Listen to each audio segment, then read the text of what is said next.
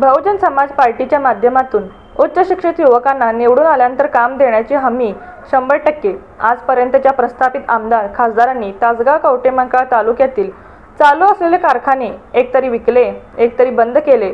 35 वर्ष सत्तेत असून मतदारसंघातील उच्च शिक्षित युवक बेरोजगार राहिले आहेत।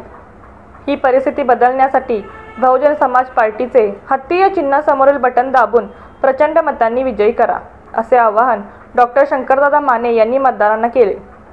नागस तालुका कवठेमहांकाळ येथील सभेमध्ये डॉक्टर शंकर माने म्हणाले, बहुजन समाज पार्टी ही डॉक्टर बाबासाहेब आंबेडकर, छत्रपती शिवाजी महाराज, शाहू फुलेंच्या विचारधारेवर चालणारी आहे। ना कोणती जात, ना कोणता धर्म, माणुसकीचे काम करणारी पार्टी आहे। 35 वर्ष डोळ्यापट्टी बांधून ठेवली आहे। आता मतदारांनी डोळे जागरूक राहण्याची गरज आहे। प्रस्थापितांची सत्ता बदलण्याची अत्यंत आवश्यकता आहे। सर्वसामान्य माणसाच्या हितासाठी काम करण्यास बहुजन पार्टी कटिबद्ध आहे। बहुजन समाज पार्टीचे अधिकृत उमेदवार डॉक्टर शंकरदादा माने हे 100 रुपये स्टॅम्प पेपरवर कोर्टाची नोटरी करून 100% सर्वांगीण विकास कामाची हमी देत आहेत। त्यासाठी फक्त एक वेळ डॉक्टर शंकर माने यांना संधी देऊन बहुजन समाज पार्टीच्या हत्ती या चिन्हासमोरील बटन दाबून त्यांना प्रचंड मताधिक्याने विजयी करावे, असे आवाहन या सभेत डॉक्टर शंकर माने यांनी केले।